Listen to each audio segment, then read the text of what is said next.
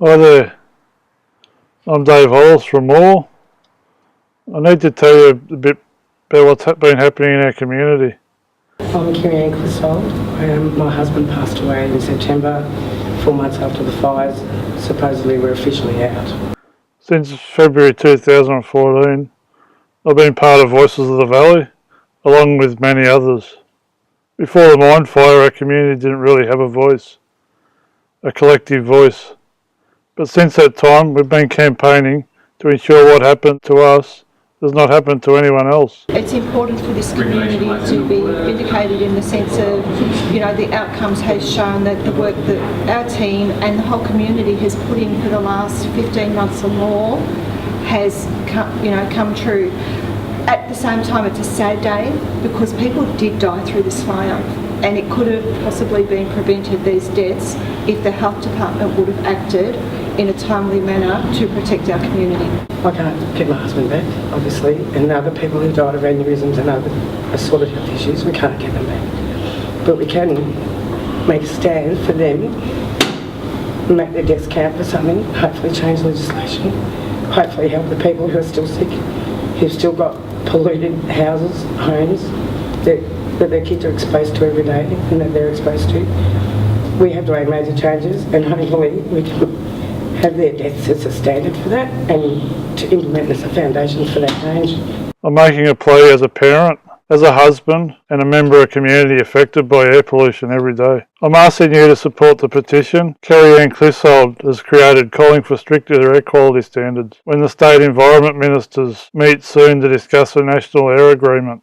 The link is in the video description below. We can't let them water down the current advisory standards. We need stricter ones, especially for PM 2.5, which is the reason so many in my community are now unhealthy. We did our own investigations. We knew we were getting poisoned. We knew people were going to die. We just didn't realise how quick. We thought it would be a James Hardy type situation where we would get sick further down the track. Well, that wasn't the case. We got sick very quickly. All of us got sick with nosebleeds, headaches, eyes, you name it. I can't describe what our community has suffered the last couple of years, and our feeling of being abandoned by our government in our time of need. Well, we evacuated 4 times in total.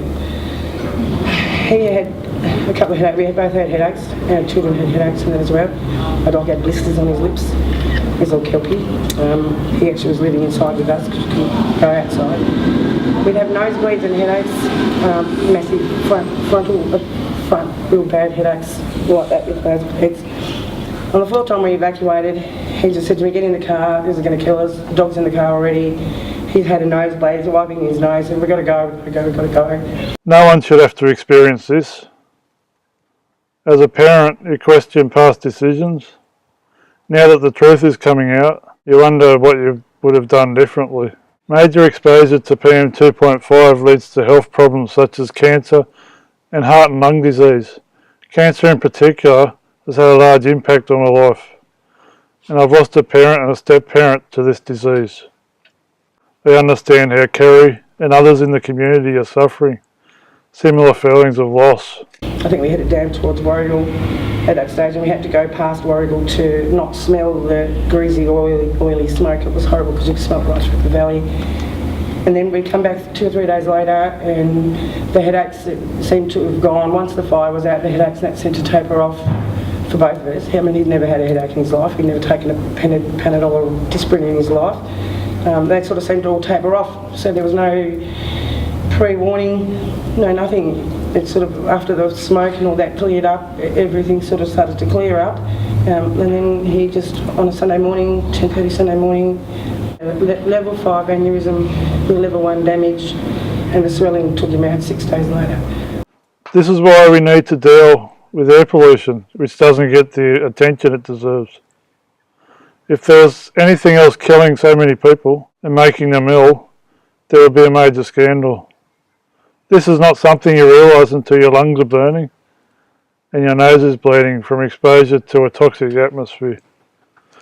We need to do something to bring this the attention it deserves, as it's one of the world's major killers. Every small increase in PM 2.5 exposure is lives lost. This is what is at stake, and why we need to speak out. We need to fight for cleaner air. As a cost of ignoring it, there's too much to pay. I know there are those out there who may not support this because they think it's just an environmental issue. But please think for a moment about the air you breathe. It is the same air we all live with. Think about your kids, your partners, your parents, or anyone else close to you, and how you would feel to lose them much earlier than you should. I think human life and keeping people healthy is paramount. And some may be scared stricter air quality standards will have economic impacts. But it's 2015 and we expect better. We used to think there was nothing wrong with smoking, for example, but now we have rules and regulations around secondhand smoking in public places, for example. This is no different. When the information comes to hand, you have to act on it. We have some of the technology available to decrease the amount of pollution we suffer every day.